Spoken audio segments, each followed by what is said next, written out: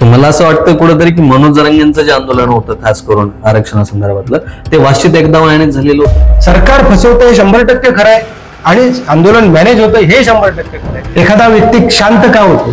तो लाभार्थी असतो, तो निंदा असतो. मनोज जरांगे नाही, पण त्यांच्या अवतीभोवती जे तुम्ही म्हणतात की चांडळ चौकटी आहे, या चांडळ चौकटी मॅनेज होत आहेत असं वाटतं तुम्हाला? अनेकांच्या आयुष्यात अचानक बदल, म्हणजे सामाजिक कार्यकर्त्यांच्या झालेत, संघटनांच्या पदाधिकाऱ्यांच्या झालेत, आंदोलकांच्या झालेत, पत्रकारांच्या झालेत, खूप काही झाले. महाराष्ट्रातले सगळेच आंदोलनं ही मॅनेज होण्यासाठीच होतात का? आणि आंदोलन हा धंदा झाला का? आणि तो धंदा करून तुम्ही सामान्य लोकांच्या भावनेशी खेळता का? ते मला म्हणत होते माझ्या बाजूला 200 वकील, कदाचित त्या 200 वकिलांनी मनोज जरांगेला फसवलं असेल. पण मराठवाड्यात माझा प्रश्न हा आहे की 2% वर कुणबी नोंदी नाहीत. 98% लोकांचं काय? मुंबईत जाऊन मराठा समाजाचा फायदा झाला. एकनाथ शिंदेंनी वाशीत 100% मराठा समाजाची फसवणूक केली. हे आंदोलन मग विशिष्ट लोकांच्या फायद्यासाठीच होते. कारण या देशात धर्म बदलता येतो किंवा अजून काही बदलता येतो, पण जात बदलता येत नाही. ती जन्मानं मिळते. त्यामुळे सगळे सोयरीची अधिसूचना जरी निघाली तरी त्याचा वट हुकूम निघून त्याचं काहीही होणार नाही. विखे पाटील असतील, फडणवीस असतील, हे सगळे मराठा समाजाची फसवणूक करतात, खोटं बोलतायत आणि हे जाणीवपूर्वक ओबीसी वाले सुद्धा राजकारण करतायत. मराठा आणि ओबीसी संघर्ष निर्माण करायचा, राजकारण करायचं आणि पोळ्या भाजून घ्यायचं, असं यांचं षडयंत्र आहे.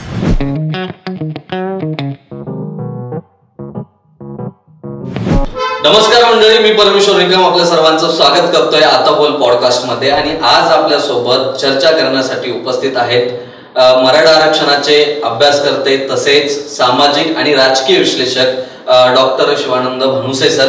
खरं तर आता सध्या ते राष्ट्रवादीचे प्रवक्ते देखील आहेत आणि त्यांच्यासोबत आपण चर्चा करणार आहोत की महाराष्ट्रात होणारे सर्वच आंदोलन जे आहेत ते मॅनेज होत आहेत का? म्हणजेच मनोज जरांगेंपासून तर आता काल परवा बच्चू कडूंचं जे आंदोलन झालं, उपोषण झालं, तिथपर्यंत सविस्तर चर्चा करणार आहोत. आणि विशेष करून सर्वांना सांगायला आवडेल की मनोज जरांगे यांचं सुरुवातीचं जे शिष्टमंडळ होतं त्या शिष्टमंडळात देखील त्यांनी अनेक दिवस काम केले. चला तर स्वागत करूया. सर खूप खूप स्वागत आहे आपलं. सर सुरुवात करायला खास करून आवडेल मला की मराठा समाजाचा जो काही मोर्चा होता किंवा जे काही आरक्षणाचा एकंदरीतच आंदोलन जे पुकारलेलं होतं, यामध्ये तुमची भूमिका नेमकी काय होती आणि कसे जोडले गेले होते? मी मराठा सेवा संघ संभाजी ब्रिगेड या चळवळीत अनेक वर्षापासून काम करतो. मी संभाजी ब्रिगेडचा अनेक वर्ष प्रवक्ता होतो आणि मराठा सेवा संघाची भूमिका आदरणीय पुरुषोत्तम खेडेकर साहेबांनी सातत्याने घेतली होती 1991 पासून की मराठा समाजाचा सरसकट ओबीसीत समावेश केला जावा आणि तो मराठा समाजाचा अधिकार आहे. आणि त्या दृष्टीनं आम्ही ते प्रयत्न करत होतो. अनेक आंदोलनं झाली. म्हणजे शिवनेरीवर हेलिकॉप्टर मुख्यमंत्र्यांचं फोडल्यापासून तर आरक्षणाच्या यात्रा काढण्यापर्यंत आणि 58 मुकमोर्चे काढण्यापर्यंत याच्यात आम्ही सगळे सक्रियच होतो. आणि आरक्षण मिळावं, विशेषतः मराठवाड्यातल्या मराठ्यांना न्याय मिळावा यासाठी आम्ही सातत्यानं प्रयत्न करत आलेलो आहे. आणि मनोज जरांगे पाटील यांचं आंदोलन जेव्हा सुरू झालं त्यापूर्वी मनोज जरांगे पाटील आम्ही चांगले मित्र आहोत. त्यांचे जे 124-125 गावं आहेत त्यांच्या गोदाघाटचे, त्या बऱ्याच गावांमध्ये 70-80 गावांमध्ये मी फिरलेलो आहे. मनोज जरांगे पाटील, मी असेल, सुनील कोटकर असेल किंवा अजून आमचे सगळे मित्र असतील, आम्हाला ते बोलवायचे आणि त्या ठिकाणी मनोज जरांगे पाटील समोर बसायचे. आमचं तिथे व्याख्यान व्हायचं, आरक्षण समजून सांगितलं जायचं. प्रत्येक गावात आम्ही त्या ठिकाणी जायचो. हे आंदोलन सुरू झालं तेव्हा सुद्धा आम्ही त्यांच्यासोबतच होतो. आणि जेव्हा तिथे ज्या पद्धतीनं फडणवीसांनी म्हणा किंवा एकनाथ शिंदे सरकारने तिथे जे अमानुष लाठी हल्ला केला आणि ज्या पद्धतीनं कारवाई केली ते अतिशय वेदनादायी होतं, खूप वाईट होतं. अशा पद्धतीने एखादं सरकार असंच आंदोलन दडपू शकतं आणि हे वाईट असल्यामुळं आम्ही तिथे त्या सेम डेला, अगोदर तर आम्ही जाऊन आलोच होतो, पण त्या दिवसापासून आम्ही पूर्ण राज्यभर आंदोलनं केले, मोर्चे काढले, आंदोलन निषेध केला, असं अनेक ठिकाणी ते केलं. क्रांती चौकात तर दिवसभर आपण साक्षीदारच होतात, त्या ठिकाणी आपण निषेध आंदोलन केलं. आणि त्यानंतर जेव्हा 6 सप्टेंबरला सरकारनं शिष्टमंडळासाठी बोलवलं किंवा तुमचं मनोज जरांगे पाटील तुमचं अभ्यासकांचं शिष्टमंडळ पाठवा, तेव्हा मनोज जरांगे पाटलांनी पहिलं नाव माझं घेतलं. आणि त्या शिष्टमंडळात मुख्यमंत्री असतील, उपमुख्यमंत्री असतील किंवा तिथले जे त्यांचे तज्ज्ञ असतील, सल्लागार असतील, यांच्यासोबत रात्री 11 वाजता सुरू झालेली बैठक 3 वाजता संपली. आणि त्यामध्ये 1-1.5 तास मी बोलत होतो, सगळं सांगत होतो का असं असं झालं पाहिजे. आणि त्यानंतर शिंदे समिती ची नेमली पाहिजे. मराठवाड्यात कुणबी नोंदी मिळत नाहीत, त्यासाठी निवृत्त न्यायाधीशाची समिती असली पाहिजे अशी चर्चा झाली. तसा GRA निघाला आणि कुणबी नोंदी ज्याच्या आहेत त्याला मराठवाड्यात प्रमाणपत्र देण्यासाठी अधिकारी देत नव्हते, ते दिले जावे यासाठी आम्ही तसा GR 7 सप्टेंबर 2023 ला काढला. त्यानंतर जवळपास 48 ते 49,000 नोंदी, 2,39,000 प्रमाणपत्र आणि 8,300 वैध म्हणजे व्हॅलिडिटी मराठवाड्यात हे मनोज जरांगे पाटील आणि मराठा समाजाच्या आंदोलनाचं फार मोठं यश आहे. हे झालं, पण हे किती टक्के आहे? तर 2-3% आहे. याच्यापेक्षा पुढं मराठवाड्यात जात नाही, कारण मराठवाड्यात निजामाचं राज्य होतं, इथे मधल्या काळातलं रेकॉर्ड नाही आहे आणि त्यामुळे कुणबी नोंदी सापडायला आता मर्यादा येत आहेत. त्यामुळे 1-2% वर हे जात नाही. त्यामुळे हैदराबाद गॅजेटियर वगैरे हे सगळे विषय जरी असले तरी मुद्दा असा होता की विदर्भात कुणबी म्हणून मराठ्यांना आरक्षण आहे, खानदेशमध्ये कुणबी म्हणून आरक्षण आहे, लेवा पाटील पाटीदार म्हणून आरक्षण आहे, किंवा कोकणामध्ये सुद्धा कुणबी म्हणून आरक्षण आहे, पश्चिम महाराष्ट्रात 50-60% आरक्षण आहे कुणबी म्हणून. आणि मग मराठवाड्यातला मराठी त्यांचे रोटी व्यवहार तर होतातच, मग बेटी व्यवहार आहेत. ज्या ओबीसीतल्या सगळ्या जातींचे बेटी व्यवहार होत नाहीत, पण मराठा आणि कुणब्यांचे सर्रास बेटी व्यवहार आहेत. त्यामुळे एकमेकांचे पाहुणे आहेत, नातेवाईक आहेत, इथे अनेक भानुषे पण आहेत, आमचे ते भावकी आहेत, पण त्यांच्या नोंदी नाहीत. 2-2.5 हजार मी तसं आव्हानही मधल्या काळात केलं होतं. तर अशा पद्धतीनं मराठवाड्यातल्या मराठ्यांना ओबीसीत आरक्षण द्यावं किंवा मराठवाड्यातल्या मराठ्यांना न्याय द्यावा या भूमिकेतून हे होतं. पण मधल्या काळात जे सगळे सोयरेंचा अधिसूचना काढा, त्याचा ऑर्डिनन्स म्हणजे वटहुकूम काढा, अशा पद्धतीनं मनोज जरांगे पाटलांनी घेतलेली भूमिका मी त्यांना अंतर्वालीत जाऊन सांगितलं की अशी अधिसूचना निघून सगळे सोयरेची, कारण नातेवाईक शब्द काढून फक्त सगळे सोयरे शब्द टाकला जाणार आहे, त्याच्यात वेगळं काहीही होणार नाही. जात प्रमाणपत्र काढणं आणि त्याच म्हणजे व्हॅलिड होणं याचे जे निकष आहेत ते 2001चा कायदा आहे, 2012चा कायदा आहे, इंदिरा साहनीचे जजमेंट आहेत आणि सुप्रीम कोर्टाचे अनेक निर्देश त्या निमित्ताने दिलेले आहेत. त्या पद्धतीनेच व्हॅलिडिटी होत असते, कारण या देशात धर्म बदलता येतो किंवा अजून काही बदलता येतो, पण जात बदलता येत नाही, ती जन्मानं मिळते. त्यामुळे सगळे सोयरीची अधिसूचना जरी निघाली तरी त्याचा वटहुकूम निघून त्याचं काहीही होणार नाही असं सांगितल्यानंतर ते म्हटले माझ्या सोबत 200-250 वकील आहेत आणि त्यांनी मला सांगितले त्यांच्यापेक्षा तुम्हाला जास्त कळतं का? ठीक आहे म्हटलं, जर कायदेशीर होत असेल तर आनंदच आहे. परंतु तसं होणार नव्हतं आणि हे वाशीत सुद्धा मी त्यांना सांगण्याचा प्रयत्न केला, त्यांनी ते ऐकलं नाही. कदाचित आजूबाजूच्या सगळ्या चांडाळ चौकडीचे वकील असतील, तज्ज्ञ म्हणून घेणारे असतील किंवा सरकारने मॅनेज करून पाठवलेले असतील, फाटेवर काही पण असू शकतं, त्या लोकांनी त्यांना दिशाभूल केली असेल, पण त्यांनी त्यांचं ऐकलं. ते परत आले. 1.5 वर्षानंतर लोकांच्या लक्षात आलं, माझा आजही प्रश्न आहे 1.5 वर्षानंतर, की त्या अधिसूचनेनं काय झालं, त्याचं काय झालं. ते जर तुम्ही 2 महिन्यात 3 महिन्यात तुम्ही हरकती मागून जर ते काढणार होते आणि ते करून देणार होते सरसकट, त्याचं काय झालं हा प्रश्न माझा तेव्हाही अजून 1.5 वर्षानंतर आहे.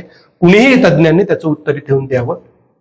आणि जेव्हा हा 2 सप्टेंबरचा GR निघाला त्याच्या अगोदर 2 दिवस अगोदर अभ्यासकांनी चर्चेसाठी यावं असं मनोज जरांगे पाटलांनी सांगितल्यानंतर आम्ही सरळ तिथे गेलो आझाद मैदानावर, त्यांच्याशी 1.5 तास चर्चा केली. आजूबाजूला तिथे बरेच लोक बसलेले होते, योगेश केदार होते किंवा अजून बरेच होते तिथे. 1.5 तास चर्चा केली.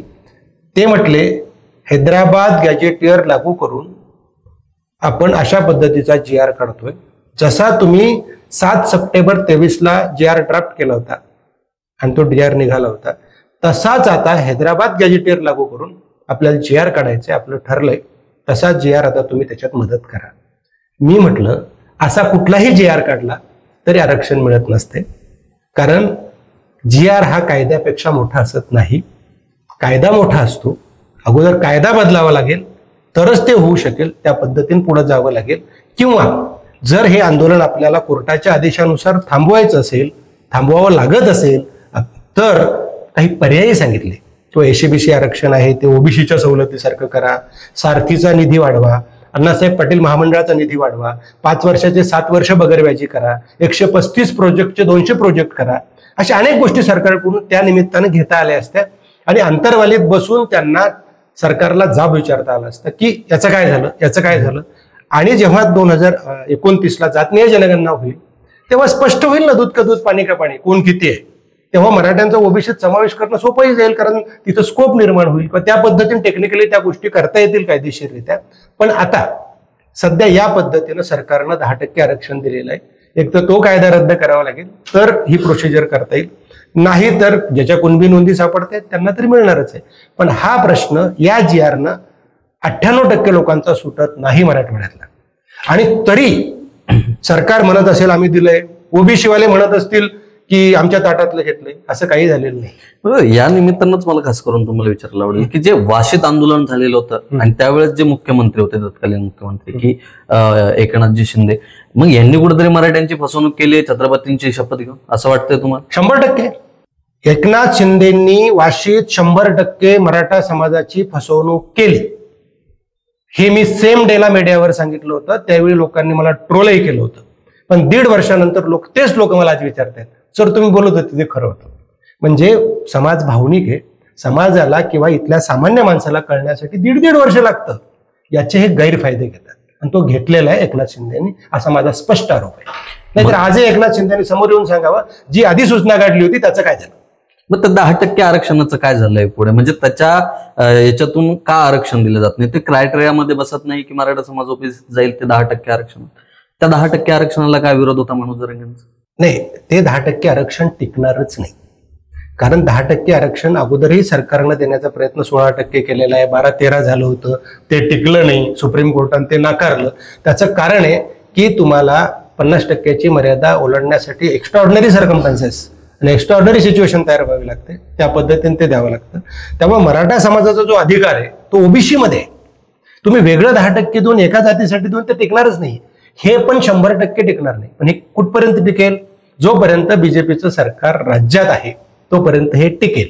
कदाचित उद्धव ठाकरेचं सरकार मधल्या काळात आलं नसतं तर ते बी आरक्षण अजून टिकलेलं असतं. पण ते सरकार आल्यामुळं यांनी टिकवलं नाही असं म्हणायचं. वकील तेच होते, सिस्टीम तेच होती, कोर्ट तेच होतं. तुम्ही जर कायदेशीर कल केलं होतं तर मग ते काय टिकलं नाही? हेही टिकणार नाही. पण हे 29 पर्यंत टिकणार आहे. तोपर्यंत माझं कसं म्हणणं होतं मनोज जरांगे पाटलांना की 29 पर्यंत एसीबीसी आरक्षणाला आणि ईडब्ल्यूएस आरक्षणाला ओबीसीच्या सवलती घ्या. म्हणजे कसं तोपर्यंत आपल्या मुलांचा रोज फायदा होत राहील. त्यांना ओबीसीच्या सवलती मिळतील, म्हणजे ओबीसी आरक्षणच मिळेल एक प्रकारे.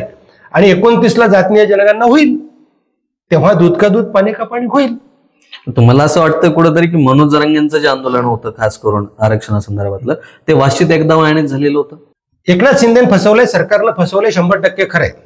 ते मला म्हणत होते माझ्या बाजूला 200 वकील आहेत. कदाचित त्या 200 वकिलांनी मनोज जरांगेला फसवलं असेल, त्यांची दिशाभूल केली असेल, त्यांच्या अज्ञानाचा फायदा घेतला असेल, अशी एक शंका आहे. आणि दुसऱ्या अनेक शंका आहेत. त्यामुळे फक्त फसवल्या गेलंय हे 101% खरंय. कुणी फसवलंय, कोण मॅनेज झालंय आणि कुणी त्याचा गैरफायदा घेतलाय हा प्रश्न अनुत्तरित राहतो. कारण डायरेक्ट आरोप कुणावर करणं योग्य नसतं कोणाचे. पण हे फसवल्या गेले हे तर 100% खरंय. 1.5 वर्षानंतर मला उत्तरं द्यावीत सगळ्यांनी की अधिसूचनेचं काय झालं, वट हुकूम का निघाला नाही आणि मराठ्यांना आरक्षण का लागू झालं नाही आणि तुम्ही वाशीतून परत का आलात.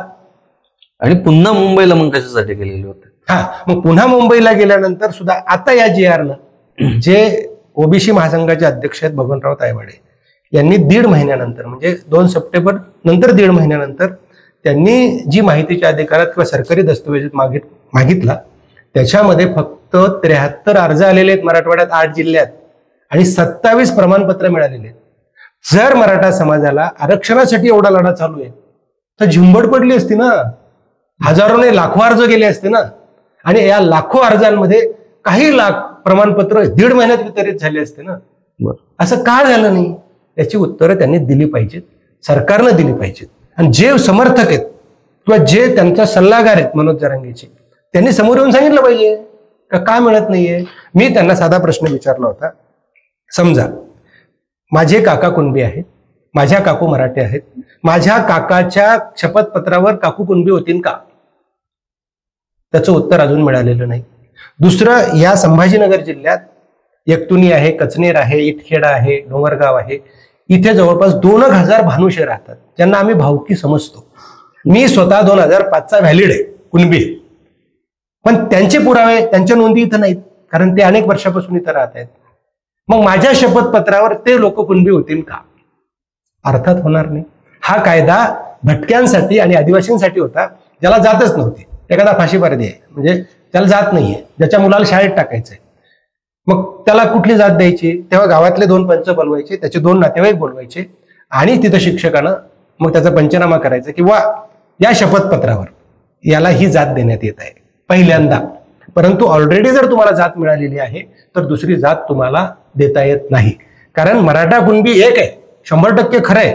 123 पुरावे गायकवाड आयोगा आपण दिलेत, पण टेक्निकली इकडं ओबीसी मध्ये 83 नंबर कुणब्यांचा आहे, ओपन मध्ये मराठ्यांचा वेगळा नंबर आहे. म्हणजे 2 जाती टेक्निकली वेगळ्या आहेत. हा, ते वेगळे असल्यामुळे या जातीतून त्या जातीत जाण्याची सोय या देशात संविधानानं दिलेली नाही. कारण या देशात जातीच्या नावानं शोषण झालंय.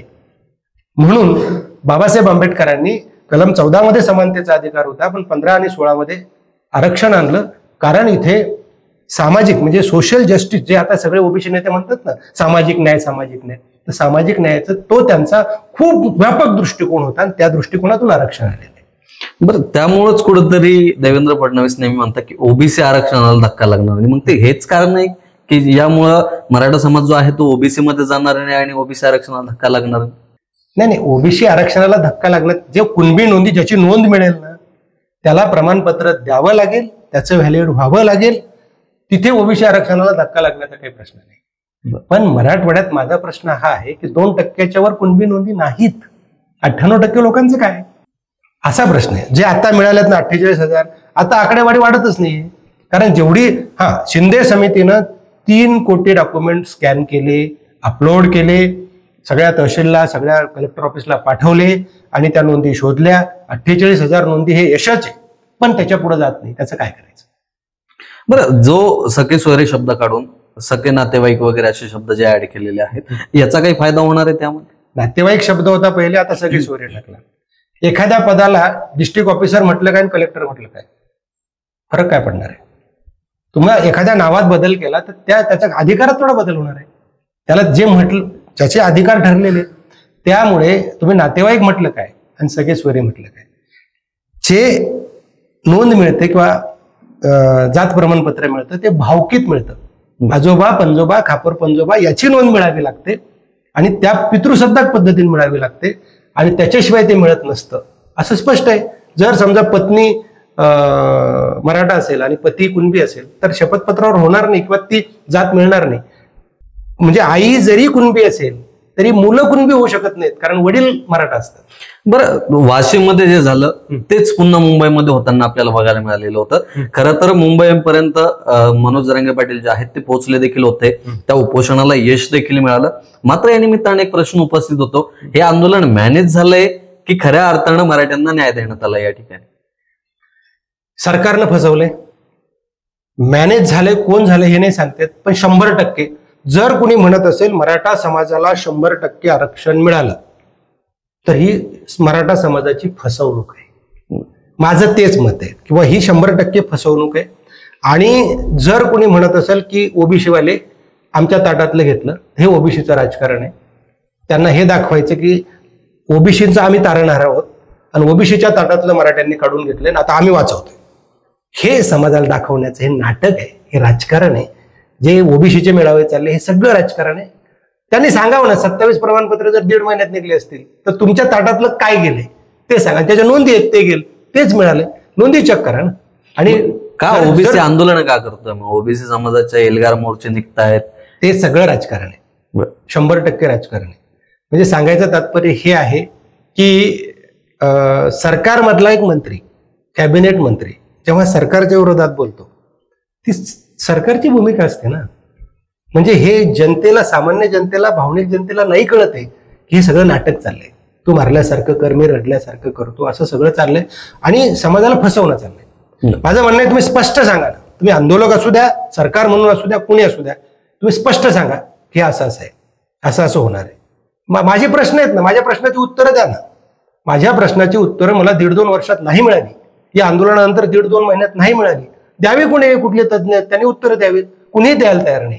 तर माझं ते मत आहे की भावनिक समाजाच्या तुम्ही गैरफायदा घेऊ नका. स्पष्ट सांगा समाजाला असं असं होणार आहे. हरकत नाही ना, काय व्हायचं ते होईल, नंतर आपण आंदोलन उभं करू, अजून काय करता येईल ते करू. पण खोटं कशाला हो म्हणताय? समजा तुम्हाला एवढी रक्कम मिळाली, ओके, असं तुमच्यावर आरोप केला गेला, तुम्ही म्हटले मिळाले, आमचा काय प्रॉब्लेम? म्हणजे मुंबईत जाऊनही मराठा समाजाचा फायदा झालाय असं तुम्ही?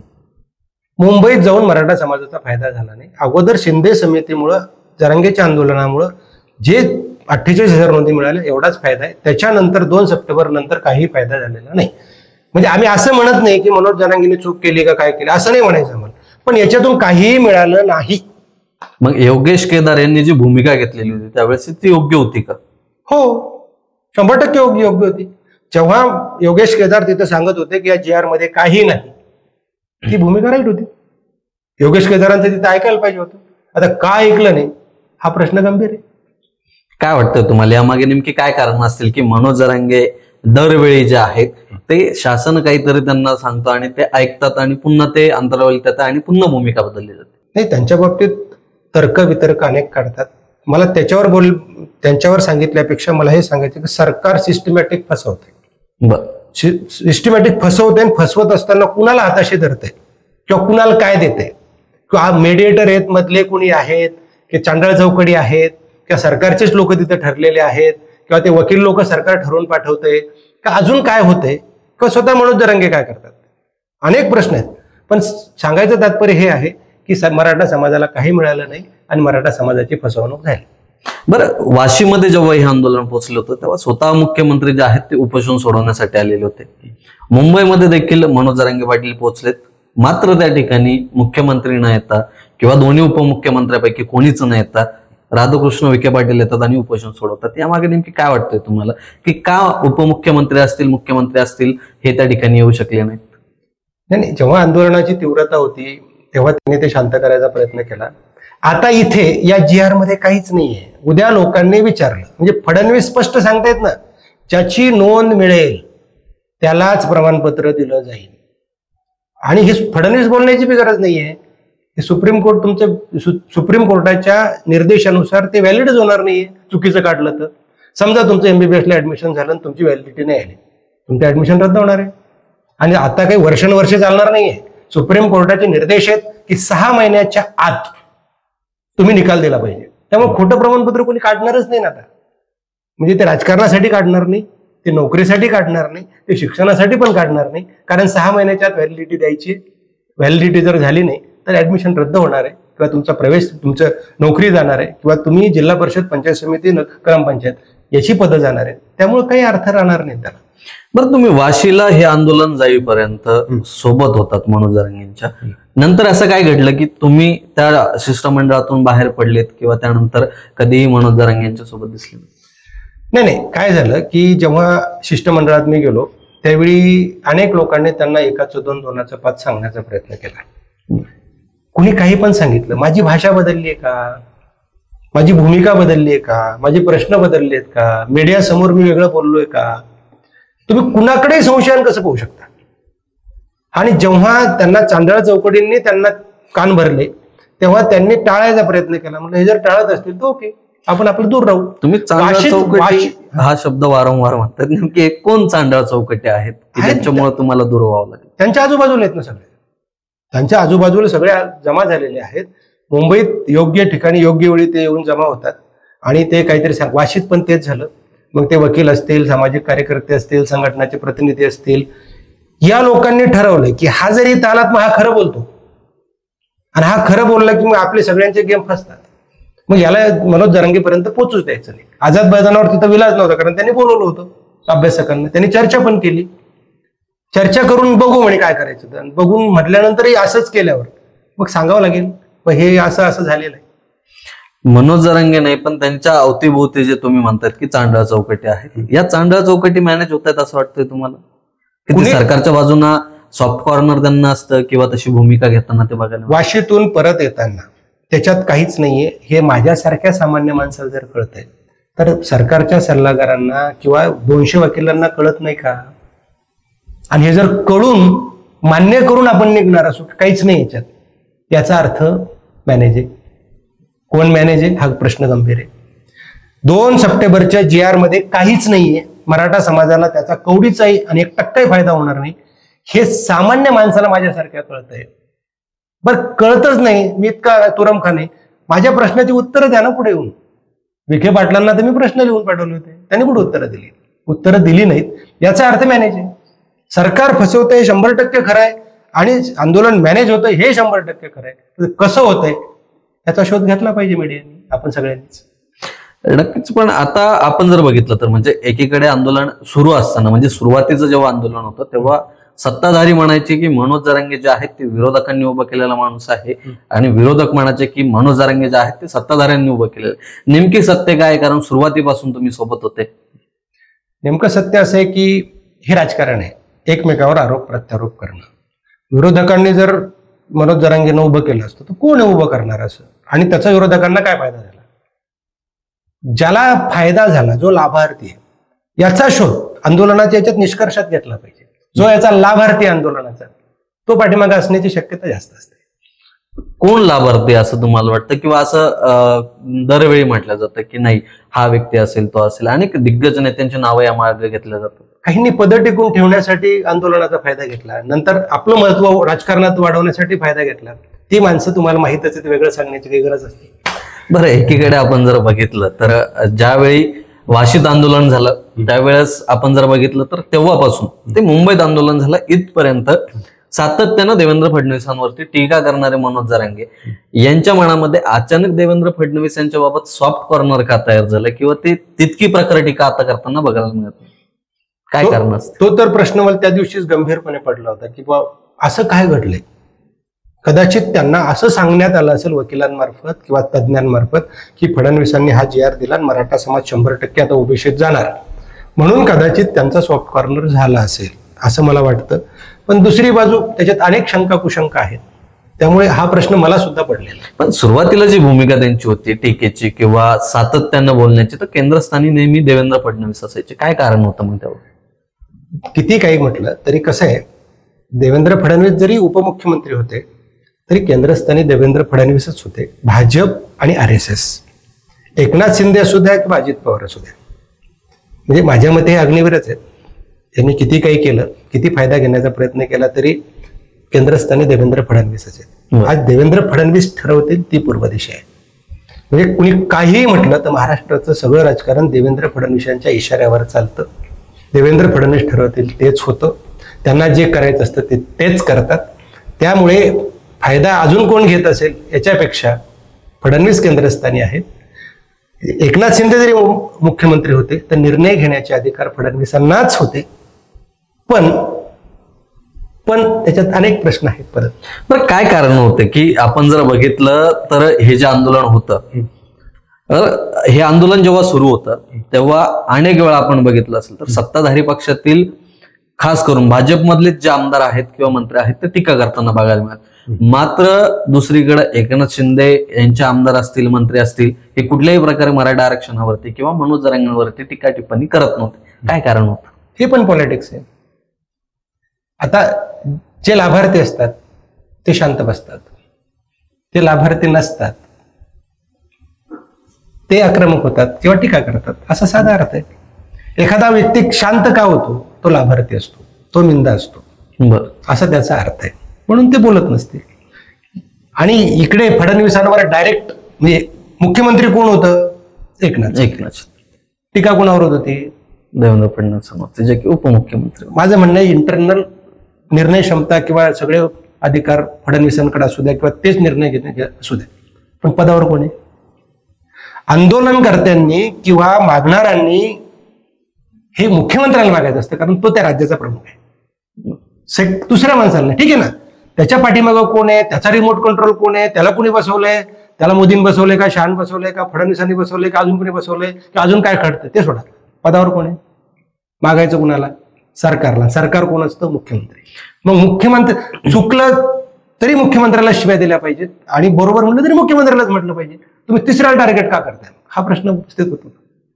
बरं, तुम्ही जेव्हा बाहेर पडले, जेव्हा भूमिका घेतली, प्रश्न विचारायला सुरुवात केली, असेच अनेक जण त्या आंदोलनातून बाहेर पडलेत. मात्र ते प्रसार माध्यमांसमोर येऊन जरांगे पाटलांचं नेतृत्व कसं चुकीचं आहे किंवा त्यांचे काय निर्णय चुकतायत हे उघडपणे सांगत होते. आणि त्यावेळी त्यांच्यावरती टीका व्हायची की यांना पॅकेज दिलंय सरकारकडनं किंवा यांना उभं केलंय म्हणून हे लोक बोलतात. तसं तुमच्या बाबतीत देखील घडलं होतं जेव्हा तुम्ही सुरुवातीला प्रश्न उपस्थित केले? नाही, असं फारसं माझ्यावर कोणी, फक्त माझ्यावर काय आलं की जेव्हा मी वाशीत ते सांगितल्यानंतर किंवा या अधिसूचनेत काही नाही, तेव्हा त्यांनी माझ्या जे मीडियावर मी बोललो होतो त्याच्यावर काही लोकांनी ट्रोल करण्याचा प्रयत्न केला. परंतु हा मॅनेज आहे वगैरे असं शक्यतो कोणी म्हटलं नाही. आणि कोणी म्हटलंही असेल तर आपलं ओपन चॅलेंज आहे. मी कुठं मॅनेज आहे, काय मॅनेज आहे, माझी कालची प्रॉपर्टी, परवाची प्रॉपर्टी, आजची प्रॉपर्टी, उद्या काय बदल झाले ते कुणी येऊन सांगावं. माझं इन्कम सोर्स काय आहे आणि माझं लाईफस्टाईल काय आहे आणि जे माझ्या जन्मापासूनच आहे त्याच्यात वेगळं काय झालंय मी तरी सांगू शकतो. अनेकांच्या आयुष्यात अचानक बदल झाले, म्हणजे सामाजिक कार्यकर्त्यांच्या झालेत, संघटनांच्या पदाधिकाऱ्यांच्या झालेत, आंदोलकांच्या झालेत, पत्रकारांच्या झालेत, खूप काही झाले. कोणी जर आपल्याशी खेळत असेल, मी तर कोणाचं नाव घेणार नाही, मला कुणाशी काही घेणं देणं नाही. त्याचं जो काय करत असेल त्याचं नैतिकता त्याच्याजवळ. पण कुणी जर माझ्याकडे बोट दाखवत असेल तर त्यांनी चॅलेंज आहे आपलं की कुणी सांगावं की भानुशांनी हा 1 रुपयाचा भानुशे बिंदा इथं समाजकारण राजकारण सोडून देईल, परत मीडियासमोर मी कुठेच येणार नाही. बरं, हे कोण लोक आहेत ज्यांचा या आंदोलनाच्या पाठीमागून फायदा झाला आहे किंवा ते लाभार्थी आहेत? अनेक आहेत ना, नावं नाही घेणार ना, अनेक आहेत. मी यादी देईल, 7-12 सहित भूखंडा सहित यादी देईल. कोणाचं कुठं कुठं काय काय सुरू झाले ते सांगेल. हे अचानक कुठून आलं हे पण विचारेल. कोणकोणत्या क्षेत्रातील लोक आहेत? सगळ्या क्षेत्रात, सामाजिक क्षेत्रातले आहेत, राजकीय क्षेत्रातले आहेत, मीडिया क्षेत्रातले बरं आहेत ना. पण मी नाही नावं घेणार कोणाची. हा, नाव काय घेईल त्यांनी आपल्याकडे बोट दाखवा, बिलकुल 100% काढेल. काल परवा जे बच्चू कडूंचं आंदोलन झालं नागपूरला, लाखोच्या संख्येने शेतकरी आले होते. ते आंदोलन कुठेतरी मॅनेज झालंय असं वाटतंय, शेतकऱ्यांची फसवणूक केली. हो, आंदोलन मॅनेज होण्याचं आता सध्या शेतकरी मराठवाड्यातलाच नाही तर महाराष्ट्रातला हवालदिल झालेला आहे. गंभीर परिस्थिती आहे, शेतकरी उद्ध्वस्त झालेला आहे. आणि अशा परिस्थितीमध्ये तुम्ही कर्जमाफी मुक्ती करण्याची तारीख 30 जून देता. कशासाठी? ठीक आहे, तुम्हाला काय करायचंय ना, तुम्ही आजारी पडलात, 8 महिन्यांनी उपचार करू तुमच्यावर. तुम्हाला भूक लागली आहे, 8 महिन्यांनी जेवण देऊ तुम्हाला. असं कसं? सध्या काय करताय तुम्ही? म्हणजे कर्मचाऱ्यांचा पगार 8 दिवस लेट झाला तर तो हवालदिल होतो, त्याला कळत नाही काय करायचंय. आणि याचं तर शेत वाहून गेलंय, सगळं उद्ध्वस्त झालंय. ज्या खत आणलं होतं, बी बियाणं आणलं होतं, प्रचंड कर्ज झालं, त्याचं काय करायचं? त्याच्या घरी दिवाळी झाली नाहीये शेतकऱ्यांची. आणि जेव्हा तुम्ही सांगताय की रेल्वे रोको करायचं काम पडलं चालेल, एअरपोर्ट बंद पडलंच काय चालेल, पण कर्जमाफीशिवाय डेट तुम्ही मग किमान 1 महिना समजू शकतो, 2 महिने समजू शकतो. आर्थिक वर्ष म्हणून 31 मार्च. पुढं कशासाठी? 31 मार्च पर्यंत तुम्ही करू नाही शकत. याचा अर्थ तुमचा हेतू प्रामाणिक नाही, सरकारचा तर नाहीच नाही. पण जे सगळे म्हणतात की 31 जून लोकांना विसरण्याचा शाप आहे. आणि दुसरी गोष्ट, 1-2 महिन्यात स्थानिक स्वराज्य संस्थेच्या निवडणूक आहेत. जर प्रोसिजर आता सुरू नाही झाली, जर डेट अलीकडची दिली असती तर त्याचा परिणाम झाला असता. हे राजकारण आहे, म्हणजे सगळे मिळून करतात. कुठेतरी स्थानिक स्वराज्य संस्था निवडणुकांमध्ये फायदा व्हावा म्हणून पुढची तारीख दिली असं तुम्हाला वाटतं? स्थानिक स्वराज्य संस्था आहेत, 8 महिन्यानंतर परिस्थिती वेगळी असेल. लोक आपल्याकडे विसरण्याचा शाप आहे, लोकांना विसरून जातात लोक. म्हणजे अधिसूचनेचा 1.5 वर्षापूर्वी काय झालं विसरून गेले लोक, कोण विचार. बच्चू कडू यांनी अतिशय प्रखर भूमिका घेतलेली होती की कुठलीही गोष्ट करायला लागली तर मी करेल आणि कुठल्याही परिस्थितीमध्ये आंदोलन मागे घेणार नाही जोपर्यंत कर्जमाफी होत नाही किंवा तसा GR माझ्या हातामध्ये देत नाही तोपर्यंत. मग असं काय झालं की ते मुंबईला गेले आणि तिकडनं येताना त्यांची एकदम मावळ भूमिका झाली की आता आंदोलन मागे घ्यायचं. काय वाटतं तुम्हाला, काय कारण असते? बच्चू भाऊ असतील, राजू शेट्टी असतील, रविकांत तोपकर असतील, मौली असतील, या लोकांविषयी मला प्रचंड आदर होता. किंवा नाही, शेतकऱ्यांसाठी कोणीतरी या राज्यामध्ये एक चांगली चळवळ करत आहे. पण शंकेल जागा आहे आता सध्या की तुम्ही बैठकीला गेले आणि एकदमच तुम्ही 30 जूनची तारीख घेऊन आले आणि सध्या शेतकऱ्यांना काय मिळणार आहे? 32,000 कोटी तुम्ही शेतकऱ्यांचं पॅकेज मंजूर केलंय, त्यातले 22,000 कोटी तर तुमचे पॉलिसीचे विम्याचे वगैरे. शेतकऱ्यांना तुम्ही काय देणार आहे? आणि शेतकऱ्याच्या खात्यावर तुम्ही सध्या किती जमा करणं आवश्यक आहे, त्याला काय मदत करणं आवश्यक आहे, याच्यावर कुठलीही चर्चा नाही. इमिजिएट त्याला काय करायचंय त्याच्यावर तुम्ही काहीच बोलत नाहीये. आणि तुम्ही 30 जूनची तारीख घेऊन आले, बघू म्हणतात 30 जून. कदाचित 30 जूनला आता ते काय करतील, जे अटी शर्ती नियम हे ते असं काहीतरी करून बुमरँग करून ते 30 जून काढून टाकतील. मग कोणत्या गोष्टींवरती हे मॅनेज झाले असं तुम्हाला वाटतं? की काही आमदारकी देणार, खासदारकी देणार, कुठल्या मंडळावरती घेणार असं काही सांगितलं असेल? कुठल्या गोष्टींवरती झाले हे नाही सांगता येणार. सरकारनं 100% शेतकऱ्यांना फसवलंय. मी काल स्टेटस टाकलं, काल फेसबुकला पोस्ट लिहिली की महाराष्ट्रातले सगळीच आंदोलनं हे मॅनेज होण्यासाठीच होतात का? आणि आंदोलन हा धंदा झाला का? आणि तो धंदा करून तुम्ही सामान्य लोकांच्या भावनेशी खेळता का? कदाचित आमच्याकडे बोट दाखवतात. तुम्ही का करत नाही? केलेत ना. मुख्यमंत्र्यांचे हेलिकॉप्टर फोडले, मोर्चे काढलेत, उपोषणं केलेत, धरणे. आणि माझ्यावर मी नोकरी करत असताना माझ्यावर अनेक केसेस आहेत. केलं नाही असं नाही ना काही. आमच्या पद्धतीने आम्ही प्रयत्न करतो. याचा अर्थ तुम्ही काहीतरी लोकांचा विश्वास संपादन करायचा आणि फायदा उचलायचा असा अर्थ होत नाही ना. भावनिक जनतेचा विश्वासाचा आणि त्यांच्या भावनेचा गैरफायदा घेऊ नका. बरं, इतके आंदोलनं उपोषणं होऊनही कुठल्या तरी एका समाज घटकाला किंवा शेतकऱ्यांना असेल न्याय मिळत नसेल तर मग या आंदोलनांचा फायदा काय होतो आणि कशासाठी आंदोलन केलं? हे आंदोलन मग विशिष्ट लोकांच्या फायद्यासाठीच होत आहेत. ज्यांच्यासाठी हे आंदोलन व्हायला पाहिजेत, ज्यांना मिळावं यासाठी व्हायला पाहिजेत, त्याच्यातून त्यांना काहीच मिळत नाही. म्हणजे मराठा समाजाला कवडीचं काही मिळालं नाही आणि शेतकऱ्यांना काही मिळालं नाही. मिळणारे वेगळेच आहेत आणि हे त्याच्यासाठीच आंदोलनं करतात असं काल मला प्रकर्षानं वाटत होतं. राग येत होता, चिड होत होती, म्हणून मी त्या पोस्ट टाकल्या सगळ्या. तर तुम्ही असं का म्हणतात की मराठा समाजाला हे जे काही आरक्षण जाहीर केलेलं आहे याचा फायदा होणार नाही किंवा जे काही हैदराबाद गॅजेटर लागू करतायत त्याचा फायदा होणार नाही? आणि जर असं असेल तर या संदर्भात तुमच्याकडे काय पुरावे आहेत की हे फायदा होणार नाही? कारण सरकार सातत्यानं मुख्यमंत्री असतील, दोन्ही उपमुख्यमंत्री असतील, राधाकृष्ण विखे पाटील असतील, मनोज जरांगे असतील किंवा त्यांचे मीडिया हँडलर जेवढे आहेत तेवढे सगळेजण म्हणतायत की या आंदोलनाचा फायदा मराठा समाजाला झालाय, हैदराबाद गॅजेटरचा फायदा 100% होणार. हैदराबाद गॅजेटियर ही सांख्यिकी आकडेवारी आहे. त्याच्यात कुठलंही नाव नाही, आडनाव नाही, काहीच नाही. एवढे कुणबी संभाजीनगर म्हणजे त्या काळच्या औरंगाबाद जिल्ह्यात होते, जालना जिल्ह्यात होते किंवा बीड जिल्ह्यात होते, पण ते हेच होते. हे कसं सांगायचं? ती वंशावळ कशी जुळवायची? हैदराबाद गॅजेटियरचा आणि या जीआरचा काहीही संबंध नाही. असल संबंध कुठल्याही तज्ज्ञांनी माझ्यासमोर येऊन सांगावं असा असा संबंध आहे. म्हणजे आपल्या चॅनलच्या माध्यमातून लाईव्ह सांगतो की कुणीही येऊन सांगावं की असा असा संबंध आहे. पहिली गोष्ट. दुसरी गोष्ट, जात प्रमाणपत्र काढणे आणि ते वैध म्हणजे व्हॅलिड करणे याचे निकष 2001च्या 12च्या कायद्यानुसार ठरलेले आहेत. सुप्रीम कोर्टाच्या डायरेक्शननुसार ठरलेले आहेत. सुप्रीम कोर्टात अनेक व्हॅलिडिटीच्या केस पेंडिंग आहेत, त्याचे निकाल लागलेले आहेत आणि त्यानुसारच ते होणार आहे, वेगळं काही होणार नाही. त्यामुळे 2 सप्टेंबरच्या GR मध्ये अगोदर जी प्रक्रिया होती जात प्रमाणपत्र काढणे आणि व्हॅलिड करणे त्याच्यात काही बदल झालेला नाही. त्यामुळे 1.5 महिन्यात फक्त 27 प्रमाणपत्र निघालेत. ते जुन्याच नियमानुसार निघालेत, नवीन काहीही नाही. विखे पाटील असतील, फडणवीस असतील, हे सगळे मराठा समाजाची फसवणूक करतात, खोटं बोलतायत आणि हे जाणीवपूर्वक ओबीसी वाले सुद्धा राजकारण करतायत. मराठा आणि ओबीसी संघर्ष निर्माण करायचा, राजकारण करायचं आणि पोळ्या भाजून घ्यायचं असं यांचं षडयंत्र आहे. नक्कीच सर, धन्यवाद आमच्याशी संवाद साधल्याबद्दल. एकंदरीतच मित्रांनो, आपण जर बघितलं असेल तर महाराष्ट्रामध्ये काय तर संपूर्ण जगानं ज्या आंदोलनाची दखल घेतली होती, असं मराठा समाजाच्या आंदोलनावरती देखील तुमच्या मनामध्ये जे काही प्रश्न होते त्या सर्व प्रश्नांची उत्तरं जे आहेत ते थेट जाणून घेण्याचं आपण काम केलेलं आहे. तुम्हाला नेमकी काय वाटतंय? खरंच महाराष्ट्रामध्ये जे काही उपोषणं आंदोलनं होत आहेत हे मॅनेज होण्यासाठीच होतात का? हा जो प्रश्न आहे, या निमित्तानं तुमची उत्तरं नेमकी काय? कॉमेंट बॉक्समध्ये आम्हाला जरूर कळवा आणि व्हिडिओ जास्तीत जास्त शेअर करायला विसरू नका. आणि चॅनलला अजूनही तुम्ही सबस्क्राईब केलं नसेल तर सबस्क्राईब जरूर करा. वेळ झाली थांबण्याची, थांबवाय तिथं. धन्यवाद.